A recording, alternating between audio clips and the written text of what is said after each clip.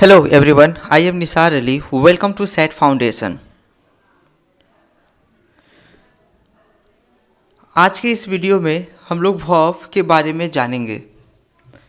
Verb ना सिर्फ English के लिए बल्कि किसी भी लैंग्वेज को समझने और जानने के लिए बहुत ही इम्पॉर्टेंट टॉपिक है। A verb is a word which expresses doing, happening, being और पोजीशन। तो वर्ब एक ऐसे वर्ड है जो एक्सप्रेस करते हैं डूइंग, हैपनिंग, बीइंग और पोजीशन। यहाँ कुछ सेंटेंस दिए हुए हैं। इन सेंटेंस के थ्रू वर्ब के डेफिनेशन को डिफाइन करेंगे। Rohan plays chess. यहाँ सब्जेक्ट रोहन है, प्लेज वर्ब है।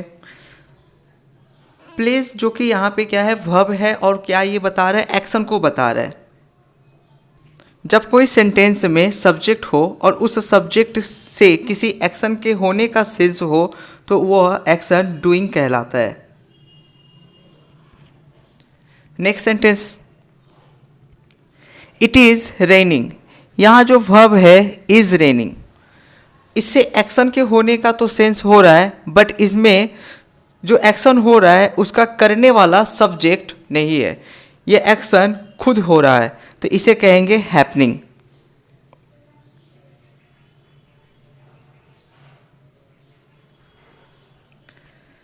Next, the boy is happy. यहाँ जो वर्ब है इज, क्या इससे एक्शन हो रहा है? नहीं हो रहा है। तो यहाँ से द बॉय इज़ हैप्पी से पता क्या चल रहा है कि ये एक स्टेट को बता रहा है कि अभी लड़का किस स्टेट में है, तो वो खुश है। तो इससे क्या पता चल रहा है कि स्टेट का पता चल रहा है। तो यहाँ पे हमारा जो वर्ब होगा वो क्या बताएगा, बीइंग, होने का सेंस बताएगा। I have a pen. यहाँ पे जो वर्ब है हैव, ना तो इससे एक्शन हो रहा है और ना ही इससे बीन का पता चल रहा है। इससे क्या पता चल रहा है कि पोजीशन का सेंस आ रहा है कि जो आई क्या है, मेरे पास एक पेन है, तो एक पोजीशन का बात हो रहा है, तो ये क्या बताएगा, पोजीशन।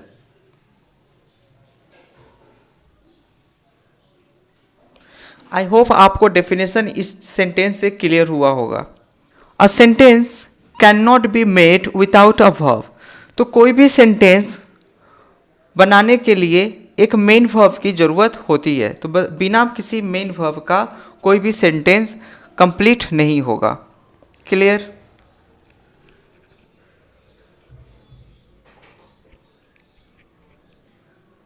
यहाँ वर्ब के काइंड्स दिए गए हैं, तो यहाँ से देखेंगे कि वर्ब कितने काइंड्स में होते हैं। तो सबसे पहले देखते हैं कि वर्ब के मेनली 2 टाइप्स होते हैं, हेल्पिंग वर्ब और मेन वर्ब। हेल्पिंग वर्ब के भी 2 काइंड होते हैं, प्राइमरी और मॉडल। इसी तरह मेन वर्ब के भी 2 टाइप्स हैं, फाइनाइट और नॉन फाइनाइट।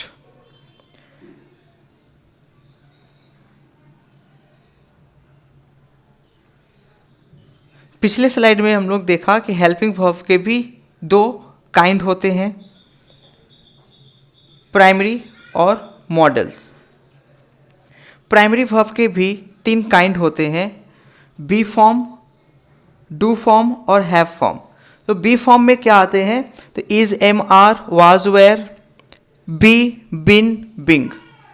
डू फॉर्म में होते हैं डू, डज, डिड। इसी तरह हैव फॉर्म है तो हैज़, हैव, हैड। ये प्राइमरी वर्ब के काइंड्स हैं। इसी तरह आप लोग को पता होगा कि मॉडल वर्ब क्या क्या है, तो can, could, may, might, shall, should, will, would, must, need, dare, use to, ought to. जो प्राइमरी वर्ब है किस तरह से सेंटेंस में यूज होते हैं, तो यहाँ पे देखते हैं, it can be used as helping verb और मेन वर्ब। तो कहने का मतलब ये है कि जो प्राइमरी वर्ब होते हैं वह किसी भी सेंटेंस में हेल्पिंग वर्ब और मेन वर्ब दोनों की तरह यूज होते हैं। यहाँ स्लाइड में हेल्पिंग वर्ब और मेन वर्ब की तरह यूज हो रहे हैं उसको समझते हैं। एज अ हेल्पिंग वर्ब, तो मतलब जो प्राइमरी वर्ब है यहाँ पे क्या देखेंगे, एज अ हेल्पिंग वर्ब, कि हेल्पिंग वर्ब के तौर पर। तो रोहन इज प्लेइंग चेस, तो यहाँ पे इज जो आया हुआ है, जो बी का फॉर्म है, ये क्या है, यहाँ पे वर्ब है और इसके बाद प्लेइंग मेन वर्ब दिया हुआ है। तो इससे क्या पता चला कि यहाँ पे इज जो है वो हेल्पिंग वर्ब की तरह यूज हुआ है। He is going to school, अब गोइंग यहाँ पे मेन वर्ब है और इसके पहले इज आया हुआ है, तो यहाँ पे किस तरह यूज हुआ है, तो as a helping verb use हुआ है। They have completed their work, completed यहाँ पे मेन वर्ब है और इसके पहले हैव आया हुआ है, मतलब ये हेल्पिंग वर्ब के तौर पर आया हुआ है। आई होप आप लोग को ये क्लियर समझ में आया होगा। इसके बाद देखते हैं कि प्राइमरी वर्ब को मेन वर्ब की तरह भी यूज किया जाता है। द बॉय इज़ हैप्पी, अब यहाँ पे इज आया हुआ है, इससे ठीक पहले हम लोग क्या देखें, इज यहाँ पे हेल्पिंग वर्ब है, लेकिन यहाँ पे भी इज आया हुआ है। तो अब ये हेल्पिंग वर्ब नहीं है, अब यहाँ पे ये मेन वर्ब की तरह फंक्शन कर रहा है, क्योंकि इज के ठीक बाद मेन वर्ब नहीं आया हुआ है, यहाँ पे हैप्पी आया हुआ है। और हैप्पी आपको पता है कि ये एडजेक्टिव होते हैं। Is, am, are, was, were, be, being, been के बाद अगर मेन वर्ब ना आए तो वो मेन वर्ब की तरह फंक्शन करते हैं। Next, she is a doctor, यहाँ पे इज है, अब ये इज के बाद कोई मेन वर्ब नहीं है, तो इसका मतलब यही मेन वर्ब यहाँ पे सेंटेंस में है। Next, he has a big house, has यहाँ पे है, अब ये हैज़ के बाद भी कोई मेन वर्ब नहीं है, तो इससे ये पता चला कि ये मेन वर्ब यहाँ पे है। क्लियर?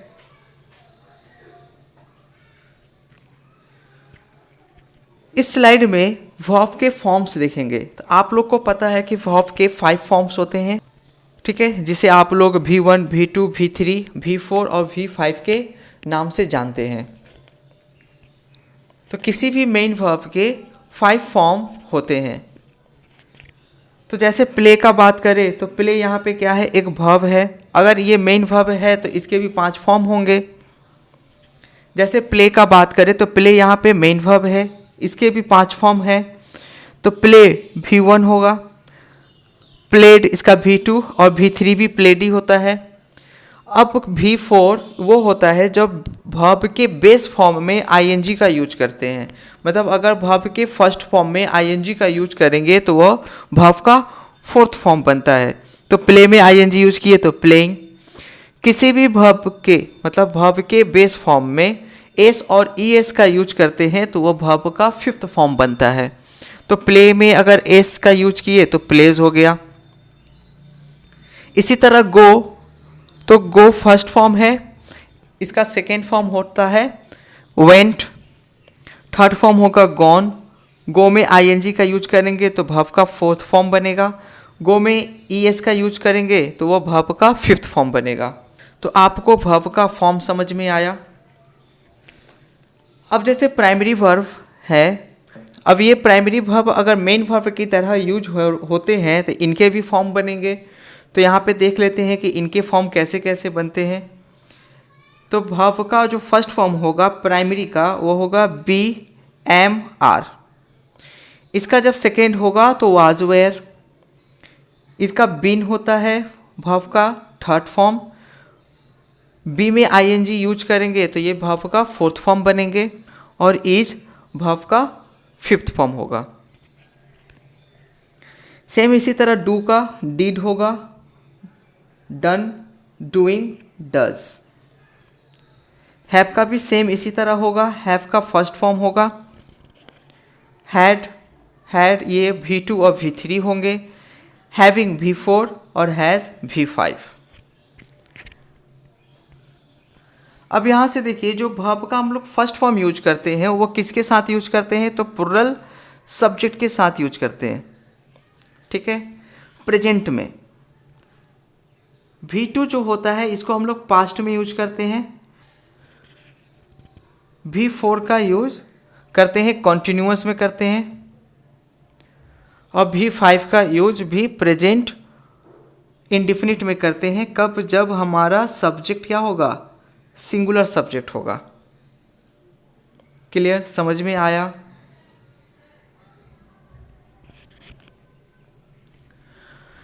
नेक्स्ट स्लाइड है हमारा मॉडल वर्ब। तो modal verb it expresses ability, possibility, permission.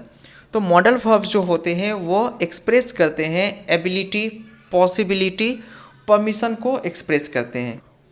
Model verbs are always followed by V1। तो मॉडल वर्ब्स जो होते हैं वो हमेशा V1 से फॉलो करते हैं, मतलब मॉडल वर्ब के बाद हमेशा जो फॉर्म आएगा वर्ब का वह वर्ब का फर्स्ट फॉर्म आएगा। समझ में आया? He can do this. तो यहाँ पे कैन है, कैन के बाद कौन सा फॉर्म आया है? डू। और इससे क्या पता चल रहा है? उसकी एबिलिटी का पता चल रहा है कि ही कैन डू दिस, मतलब वो यह कर सकता है। इट मे रेन टुडे, यहाँ पे मॉडल वर्ब मे है और रेन यहाँ पे क्या है? वर्ब का फर्स्ट फॉर्म है।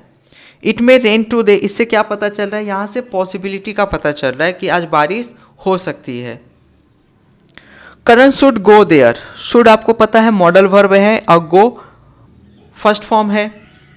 तो करण शुड गो देयर, मतलब करण को यहाँ पे परमिशन है कि वो अगर जाना चाहे तो जा सकता है।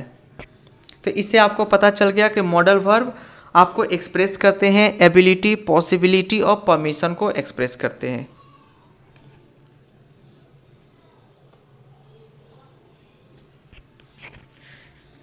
नेक्स्ट स्लाइड है मेन वर्ब। अब आपको पता है कि पिछले स्लाइड में देखे हैं कि मेन वर्ब के भी दो काइंड्स होते हैं, फाइनाइट वर्ब और non finite verb. Finite verb के भी दो काइंड्स होते हैं, ट्रांजिटिव वर्ब और इनट्रांजिटिव वर्ब। नॉन फाइनाइट के तीन काइंड्स होते हैं, इन्फिनेटिव, जेरेंड, पार्टिसिपल।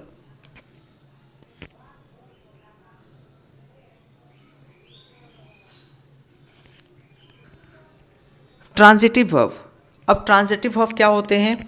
तो transitive verb it always takes an object. तो ऐसे वर्ब जिनके ठीक बाद ऑब्जेक्ट आता है वह वर्ब ट्रांजिटिव वर्ब कहलाते हैं। फॉर एग्जाम्पल देखते हैं, सी राइट्स अ लेटर। राइट्स यहाँ पे वर्ब है और ये वर्ब के बाद इसका ऑब्जेक्ट आया है, तो इससे पता चला कि ये जो राइट्स है यहाँ पे क्या है? ट्रांजिटिव वर्ब है। The driver stopped the bus, stopped यहाँ पे वर्ब है और इसके बाद क्या आया है? ऑब्जेक्ट आया हुआ है, तो इससे ये पता चला कि यहाँ पे stop as a transitive verb use हुआ है। Next intransitive verb. Intransitive verb ऐसे वर्ब्स होते हैं जो अपने बाद कोई ऑब्जेक्ट नहीं लेते। It does not take any object. He goes to school, अब गोज यहाँ पे मेन वर्ब है, क्या इस वर्ब के बाद ऑब्जेक्ट आया है? तो यहाँ पे ऑब्जेक्ट नहीं आया है, टू यहाँ पे प्रीपोजिशन है। तो जब यहाँ पे गो के बाद ऑब्जेक्ट नहीं आया तो इससे क्या पता चला कि गो यहाँ पे ट्रांजिटिव वर्ब है। नेक्स्ट बर्ड्स फ्लाई, तो फ्लाई के बाद कोई ऑब्जेक्ट नहीं है, तो इससे ये क्या हो गया? ये इनट्रांजिटिव वर्ब है। उम्मीद करता हूँ आपको ट्रांजिटिव और इनट्रांजिटिव वर्ब समझ में आया होगा। अब इस स्लाइड में वर्ब्स के कुछ फॉर्म हैं, वो ऐसे वर्ब्स हैं जो कंफ्यूजिंग वर्ब्स हैं, जो कंफ्यूज करते हैं कि इनका जो फॉर्म होगा वो कैसे होगा। तो ऐसे वर्ब्स यहाँ पे दिए गए हैं जिनका फॉर्म ऑलमोस्ट सिमिलर होता है, एक जैसा दिखने में लगते हैं, कंफ्यूज होते हैं कि कौन सा वर्ब कहाँ पे यूज करना है। ठीक है, तो सबसे पहले देखते हैं कि फॉल। तो फॉल का मतलब होता क्या है? गिरना। तो फॉल का मतलब होता है यहाँ पे गिरना। इनका जो V2 होगा वो क्या होगा? फेल। V3 होगा फॉलेन, V4 होगा फॉलिंग, V5 होगा फॉल्स। नेक्स्ट है फेल। फेल मतलब होता है गिराना। तो यहाँ क्या है? गिराने का सेंस आएगा, तो फेल का होगा फेल्ड, इसका भी थर्ड फॉर्म होगा फेल्ड, फेलिंग और फेल्स। तो पहले दोनों वर्ब का डिफरेंस समझिए। फॉल का मतलब होता है गिरना, मतलब ये खुद ब खुद गिरेगा, इसके ऊपर कोई एक्शन नहीं होगा, मतलब कोई एक्शन करने वाला सब्जेक्ट नहीं होगा।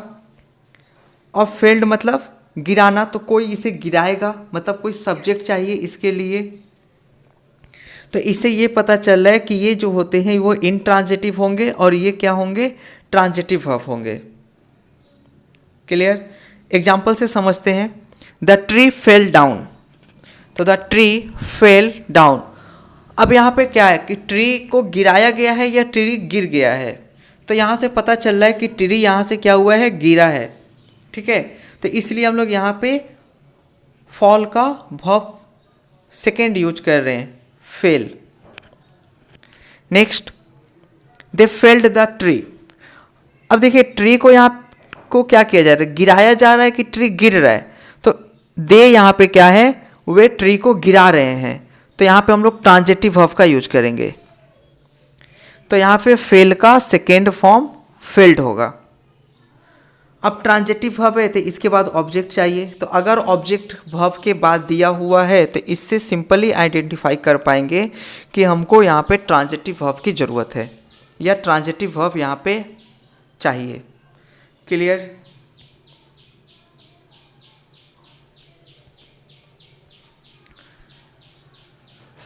नेक्स्ट है लाई। लाई मतलब क्या होता है, पड़ा रहना किसी पार्टिकुलर पोजीशन में। तो इसका सेकेंड क्या हो जाएगा, ले, थर्ड होगा लेन, फोर्थ होगा लाइंग और फिफ्थ होगा लाइज। ले का मतलब होता है रखना,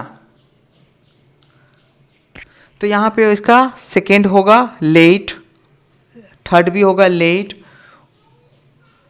फोर्थ होगा लेइंग और फिफ्थ होगा लेज। एग्जाम्पल से देखते हैं। तो द बुक ले ऑन द बेड, तो बुक क्या है, बेड के ऊपर पड़ा हुआ है। ठीक है, तो यहाँ से क्या पता चल रहा है कि यहाँ पे जो ले है इससे मीनिंग क्या निकल रहा है कि बुक वहाँ पे क्या है, पार्टिकुलर पोजीशन पे पड़ा हुआ है। तो इससे हमको अगर वर्ब को आइडेंटिफाई करें कि किस तरह का वर्ब है, तो ये इंट्रांजिटिव वर्ब है, क्योंकि इसके बाद क्या है, ऑब्जेक्ट नहीं आया। तो कह सकते हैं कि जो लाई है वो क्या हो जाएगा, इंट्रांजिटिव वर्ब होगा। The boy laid the book on the bed, तो बॉय ने क्या किया है, जो बुक था बेड के ऊपर रख दिया। तो यहाँ पे ले जो क्या है, यहाँ पे ट्रांजिटिव वर्ब होगा, और ट्रांजिटिव वर्ब है तो इसके बाद ऑब्जेक्ट चाहिए।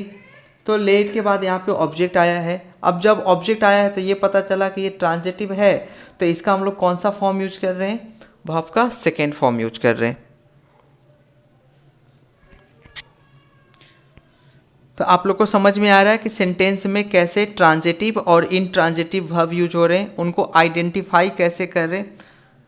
अगर नहीं समझ में आ रहा तो सिंपली समझ लीजिए कि अगर सेंटेंस में वर्ब आए हुए हैं और उनको आपको आइडेंटिफाई करना है कि ये ट्रांजिटिव है कि नहीं है, तो वर्ब के बाद ऑब्जेक्ट आएगा। ठीक है, अगर वर्ब के पास ऑब्जेक्ट आया है तो इसका मतलब वो वर्ब ट्रांजिटिव है। अगर वर्ब के बाद कोई ऑब्जेक्ट नहीं है तो वो वर्ब इनट्रांजिटिव है।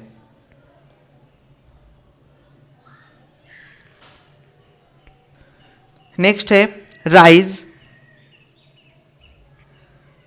तो राइज का मतलब क्या होता है, उगना या उठना। इसका सेकेंड फॉर्म होगा रोज, थर्ड होगा राइजेन, फोर्थ होगा राइजिंग, फिफ्थ होगा राइजेस। रेज्ड, रेज्ड का मतलब होता है उठाना, तो इसका जो सेकेंड फॉर्म होगा रेज्ड, थर्ड भी रेज्ड ही होगा, फोर्थ होगा राइजिंग, फिफ्थ होगा rises.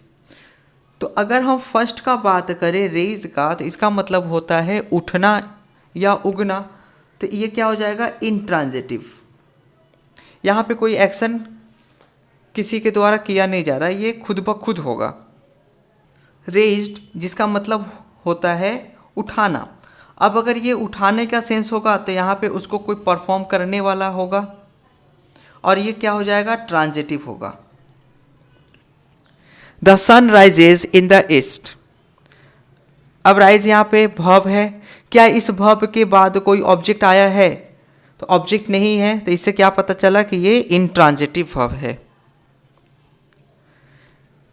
They raised an important issue.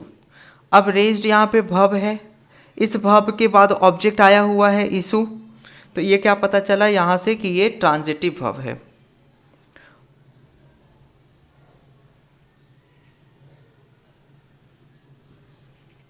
यहाँ पे सेम देखते हैं कि दो और वर्ब हैं जो बहुत ही ज़्यादा कंफ्यूजिंग है, जो बहुत ज़्यादा कंफ्यूज करता है कि कौन सा वर्ब कहाँ पे यूज करना है।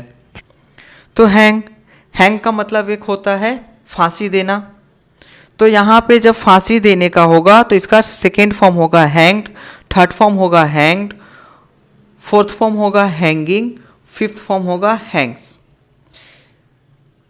एक और होता है हैंग, जिसका मतलब होता है टांगना या लटकाना। जब यहाँ पे टांगने का सेंस होगा तो इसका V2 और V3 होगा हंग, V4 होगा हैंगिंग, V5 होगा हैंग्स। तो फांसी देने का जब सेंस होगा तो ये ऊपर वाला यूज करेंगे, और टांगना या लटकाने का सेंस होगा तो ये नीचे वाला यूज करेंगे। The criminal was hanged till death. तो क्रिमिनल को क्या किया गया है, हैंग्ड किया गया, मतलब यहाँ पे जो क्रिमिनल है उसे फांसी दिया गया है। तो यहाँ पे हम लोग वर्ब का थर्ड फॉर्म यूज किए हुए हैं, तो कौन सा यूज कर रहे हैं, ये वाला। Clear. The man hang the lamp. तो मैन ने क्या किया है, लैंप को क्या किया है, टांगा है।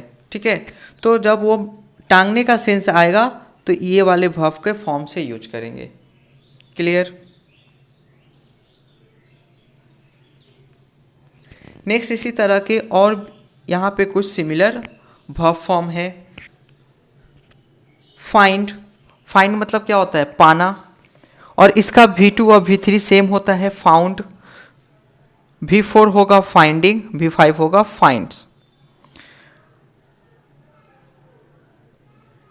एक वर्ब और होता है जिसे कहते हैं फाउंड। अब ये फाउंड यहाँ पे पाने वाला नहीं है, ये फाउंड यहाँ पे है टू एस्टैब्लिश्ड, किसी चीज़ को एस्टैब्लिश्ड करने का सेंस जब आएगा तो वहाँ पे फाउंड का यूज करते हैं। अब आपको दिख रहा होगा कि यहाँ का वर्ब का फर्स्ट फॉर्म और यहाँ का वर्ब का सेकेंड फॉर्म दोनों सेम है, लेकिन दोनों का मीनिंग अलग है। यहाँ फाइंड का सेकेंड फॉर्म फाउंड है, ये फर्स्ट फॉर्म ही फाउंड है, जिसका मतलब होता है टू एस्टैब्लिश्ड। इसका सेकेंड फॉर्म और थर्ड फॉर्म होगा फाउंडेड, फोर्थ फॉर्म होगा फाइंडिंग, और फिफ्थ फॉर्म होगा founts. The old man found a gold ring yesterday. अब फाउंड है यहाँ पे वर्ब। अब यहाँ पे वर्ब के मीनिंग क्या पता चल रहा है कि जो ओल्ड मैन है उसने कल एक सोने का रिंग पाया, तो पाने का सेंस हो रहा है और ये पास्ट का बात हो रहा है, तो यहाँ पे इसलिए हम लोग फाइंड का सेकेंड फॉर्म फाउंड यूज कर रहे हैं।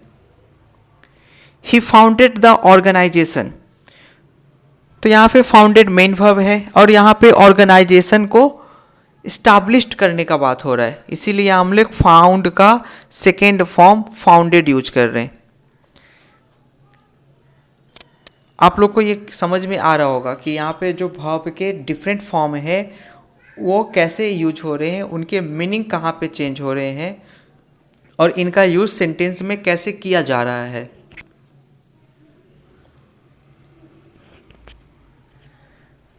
नेक्स्ट स्लाइड में भी हमारे सेम उसी तरह के कंफ्यूजिंग वर्ब हैं।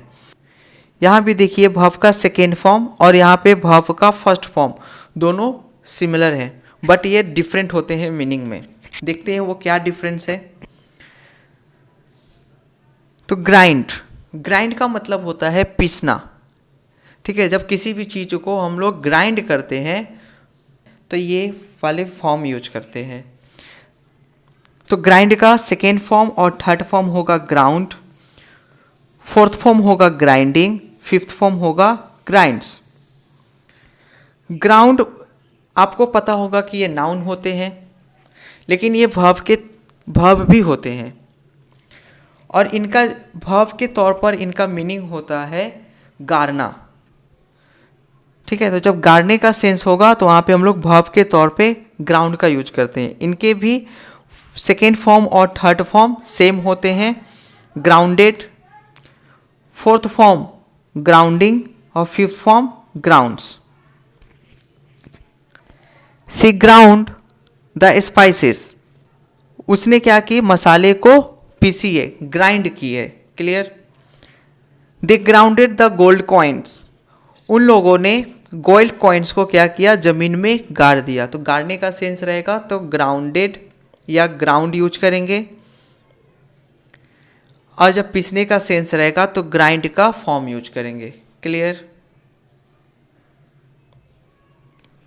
सम verbs are same in different forms, तो कुछ ऐसे वर्ब्स होते हैं जिनके फॉर्म सेम होते हैं, जैसे cast, telecast, broadcast, forecast, cost, trust. इन सभी वर्ब के फॉर्म्स सेम होते हैं, फर्स्ट, सेकेंड और थर्ड तीनों फॉर्म सेम होंगे। एग्जाम्पल से देखते हैं। The car costed me 5 lakh rupees, तो यहाँ पे कॉस्टेड दिया हुआ है। अभी आपको बताया कि कॉस्ट के जो फर्स्ट फॉर्म, सेकेंड फॉर्म और थर्ड फॉर्म सेम होते हैं, तो यहाँ से क्या हो जाएगा, ईडी रिमूव हो जाएगा। तो यहाँ पे ईडी जो यूज किया गया है वो गलत फॉर्म यूज किया गया है। The car cost me 5 lakh rupee. The news was broadcasted, अब यहाँ पे ब्रॉडकास्टेड दिया हुआ है, और अभी बताएं कि ब्रॉडकास्ट के तीनों फॉर्म सेम होते हैं, तो यहाँ पे ब्रॉडकास्टेड नहीं होगा, ईडी यहाँ से रिमूव हो जाएगा। दे कास्टेड देयर वोट, सेम यहाँ पे भी है, ईडी यूज किया गया है, और यहाँ पे ईडी नहीं होगा क्योंकि कास्ट का तीनों फॉर्म सेम होता है। The director trusted his staff, तो यहाँ भी क्या हो जाएगा, ईडी रिमूव हो जाएगा। क्लियर। समझ में आया कि वर्ब के कुछ ऐसे फॉर्म्स भी होते हैं जिनके तीनों फॉर्म, वर्ब का फर्स्ट फॉर्म, सेकेंड फॉर्म और थर्ड फॉर्म सिमिलर होते हैं, सेम होते हैं।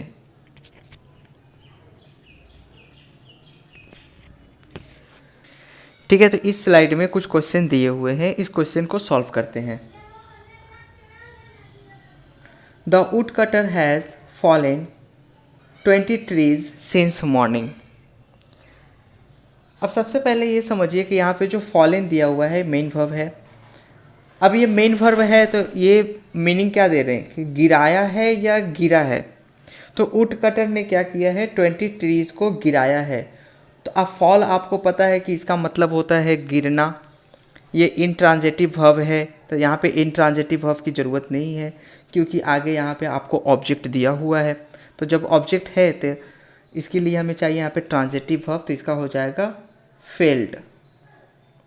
तो वुड कटर ने क्या किया है, 20 ट्रीज को गिराया है। The candle failed on the book and burn it. तो कैंडल, अब देखिए यहाँ पे खुद से यूज कीजिए कि यहाँ पे जब है फेल्ड मेन वर्ब है और इसके बाद ऑब्जेक्ट नहीं है, तो जब ऑब्जेक्ट नहीं है तो ये वाला वर्ब यहाँ पे हमको जो रिक्वायरमेंट है वो इंट्रांजिटिव वर्ब। और आपको अभी पिछले स्लाइड में आप पढ़ के आए हैं कि फेल्ड यहाँ पे ट्रांजिटिव वर्ब होता है, हमको यहाँ पे क्या चाहिए, इंट्रांजिटिव। तो यहाँ पे हो जाएगा फेल, फॉल का second form. The price of petrol is rising. Rising यहाँ पे मेन वर्ब है, और राइजिंग का मतलब क्या होता है, उठाना या बढ़ाना। तो यहाँ पे प्राइस ऑफ पेट्रोल को कोई उठा नहीं रहा है या ना कोई बढ़ा रहा है, तो यहाँ पे क्या हो रहा है, प्राइस ऑफ पेट्रोल यह बढ़ रहा है। ठीक है, तो यहाँ पे क्या हो जाएगा, राइजिंग नहीं होगा, राइजिंग होगा। Clear. The man raised from the chair. तो मैन ने उठाया चेयर को। अब देखिए यहाँ पे मेन वर्ब है और इसके बाद ऑब्जेक्ट नहीं दिया हुआ है, तो जब ऑब्जेक्ट नहीं दिया हुआ है तो यहाँ पे हमको क्या चाहिए, इंट्रांजिटिव वर्ब चाहिए।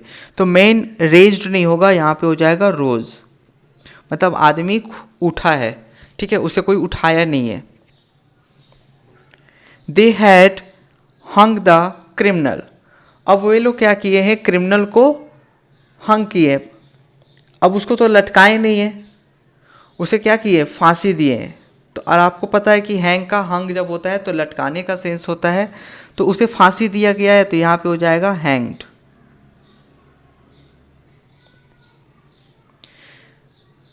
His mother hanged the shirt. अब उसकी माँ ने क्या की, उसके शर्ट को फांसी दी नहीं, ठीक है, तो यहाँ पे क्या हो जाएगा, हंग। द टूरिस्ट ले the blanket on the ground and set on it. तो टूरिस्ट ने क्या किया है, ब्लैंकेट को ग्राउंड पर बिछाया है, ठीक है। तो यहाँ पे जब बिछाने का सेंस दिया जाएगा तो ले नहीं होगा, यहाँ पे आपको ट्रांजिटिव वर्ब चाहिए। तो ट्रांजिटिव वर्ब में आपको क्या पता है कि ले और इसका सेकेंड फॉर्म और थर्ड फॉर्म होता है लेट। तो यहाँ पे हम लोग ले नहीं होगा, लेट होगा। अब लेट क्यों होगा, क्योंकि यहाँ पे ले तो फर्स्ट फॉर्म है। तो अब देखिए यहाँ पे जो सेट दिया हुआ है ये पास्ट टेंस का बात हो रहा है, तो यहाँ पे ये वर्ब का फर्स्ट फॉर्म है और इसका सेकेंड फॉर्म क्या होगा, लेट। तो हमें यहाँ पे सेकेंड फॉर्म का यूज करना है, ना कि फर्स्ट फॉर्म का, क्योंकि जो सेंटेंस बोला जा रहा है, जो स्टेटमेंट है वो पास्ट का बात कर रहा है। लेट्स ले ऑन द ग्राउंड। अब ले यहाँ पे अभी पता चला कि यहाँ पे क्या होता है, बिछाने या रखने का सेंस होता है। तो यहाँ पे ग्राउंड के ऊपर क्या क्या बिछाया गया, क्या रखा गया, नहीं पता। अगर आपको पता होगा तो लेट के बाद हम लोग वर्ब का फर्स्ट फॉर्म यूज करते हैं, ठीक है। Let go there, let play cricket. तो इसी तरह यहाँ पे क्या हो जाएगा, ले नहीं होगा। अब यहाँ पे हम लोग क्या यूज करेंगे, लाई। क्लियर, समझ में आया।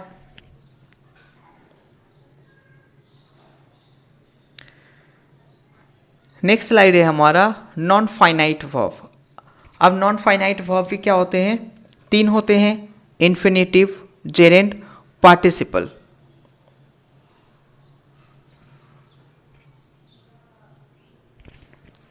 इन्फिनेटिव, तो सबसे पहले देखते हैं कि इन्फिनेटिव क्या है। तो टू प्लस वर्ब का फर्स्ट फॉर्म इन्फिनेटिव होते हैं, और इनको हम लोग दो तरह से यूज कर सकते हैं, एज ए सब्जेक्ट और एज एन ऑब्जेक्ट। तो इन्फिनेटिव को भी सब्जेक्ट और ऑब्जेक्ट की तरह यूज किया जाता है। यहाँ पे कुछ सेंटेंस दिए हुए हैं, इसे समझते हैं। To swim is good for health. तो टू स्विम, यहाँ पे इज क्या है, वर्ब है, और इस वर्ब के पहले क्या बताया गया, टू स्विम, यहाँ पे एज ए सब्जेक्ट यूज किया गया है। तो यहाँ पे बताया जा रहा है कि to swim is good for health. तो स्विम करना सेहत के लिए क्या है, अच्छा है। तो यहाँ पे ये टू स्विम सब्जेक्ट के तौर पे यूज हुआ है। To walk is good exercise. तो यहाँ पे इज वर्ब है और इस वर्ब के पहले सब्जेक्ट आया हुआ है। तो टू वॉक चलना अच्छा एक्सरसाइज है, तो यहाँ पे टू वॉक सब्जेक्ट के तौर पे यूज हुआ है। अब इसी इन्फिनेटिव को ऑब्जेक्ट के तौर पे देखेंगे, एज एन ऑब्जेक्ट यूज करके देखेंगे सेंटेंस में। He wants to swim.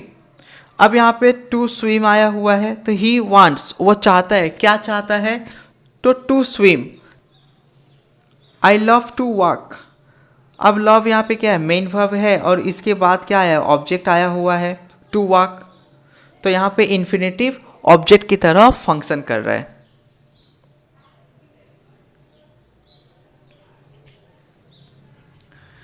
Next है जेरेंट। अब जेरेंट क्या होते हैं, तो वर्ब के फर्स्ट फॉर्म में आईएनजी का यूज जेरेंट होते हैं। तो क्या समझ में आया कि वर्ब का जो फर्स्ट फॉर्म होगा उसके साथ आईएनजी का यूज करते हैं तो वो जेरेंट कहलाते हैं। अब जेरेंट को भी सेंटेंस में दो तरह से यूज करते हैं, एज अ सब्जेक्ट और as an object. Swimming is good for health. तो स्विम करना क्या है, गुड फॉर हेल्थ है। यहाँ पे इज हमारा मेन वर्ब है और इसके पहले स्विमिंग इसका सब्जेक्ट है। Walking is a good exercise. तो यहाँ पे इज क्या है, मेन वर्ब है और इसके पहले इसका सब्जेक्ट आया हुआ है। तो गुड एक्सरसाइज क्या है, तो वॉकिंग। आई होप आप लोग को ये पॉइंट क्लियर समझ में आ रहा है। As an object he enjoyed singing. अब वो क्या इंजॉय कर रहा है, तो सिंगिंग इंजॉय कर रहा है। तो यहाँ पे ऑब्जेक्ट के तौर पे यूज हुआ है सिंगिंग, जो क्या है, वर्ब के बेस फॉर्म में आईएनजी है का यूज किया गया है। I like reading. मुझे क्या पसंद है, रीडिंग।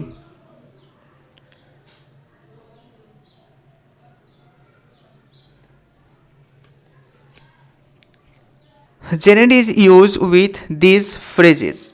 तो जेरेंड जो है वर्ब का फर्स्ट फॉर्म के साथ आईएनजी, ठीक है। तो वर्ब के फर्स्ट फॉर्म के साथ आईएनजी का जब यूज करते हैं तो वो जेरेंड होते हैं। पिछले स्लाइड में आप लोग जान चुके हैं। तो जेरेंड जो है कुछ यहाँ पे फ्रेज दिए हुए हैं, इस फ्रेज के साथ भी हम लोग वर्ब का फर्स्ट फॉर्म में आईएनजी का यूज करते हैं। Addicted to, accustomed to, committed to, habituated to, look forward to, use to, with a view to. ये सब फ्रेज हैं और ये फ्रेज अगर सेंटेंस में यूज होंगे तो इनके बाद हम लोग क्या यूज करेंगे, जेरेंड का यूज करेंगे। He is addicted to drinking. अब यहाँ पे एडिक्टेड टू आया है तो इसके साथ क्या आएगा, ड्रिंकिंग। अब देखिए यहाँ पे जो टू आया है, ये वाला टू, ये क्या है, प्रीपोजिशन है।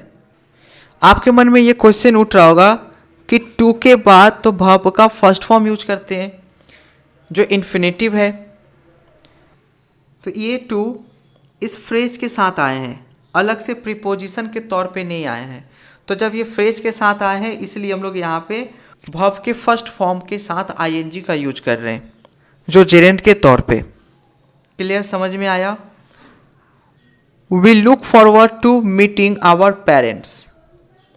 तो लुक फॉरवर्ड है तो इसके साथ क्या आएगा, वर्ब का के बेस फॉर्म के साथ ING. He is habituated to swimming. अब हैबिचुएटेड टू है तो इसके साथ swimming.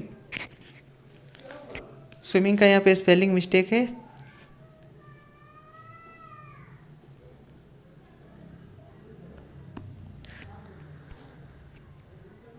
C is use to singing a song. Use to है तो इसके साथ सिंगिंग आएगा। The boy came to me with a view to solving the question. Slide clear है, समझ में आया।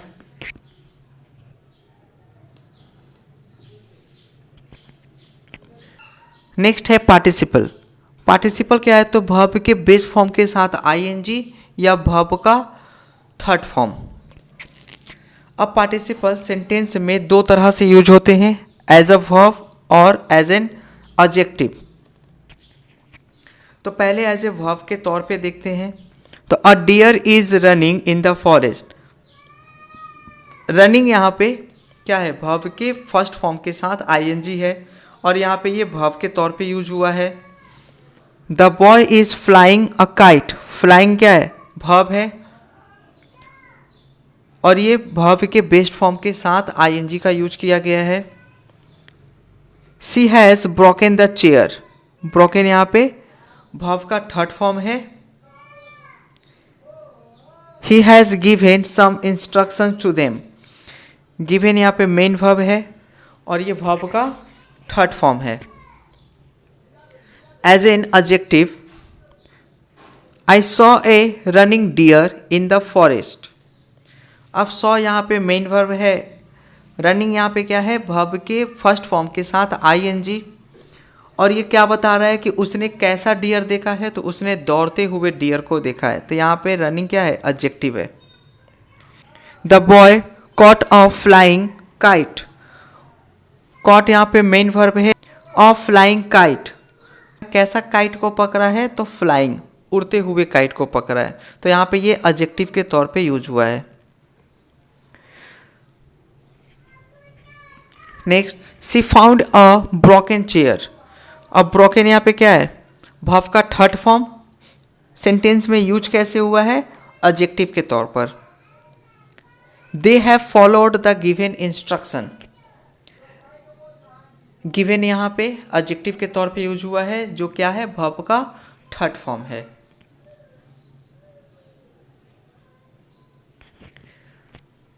I hope you like this session. Thanks for watching.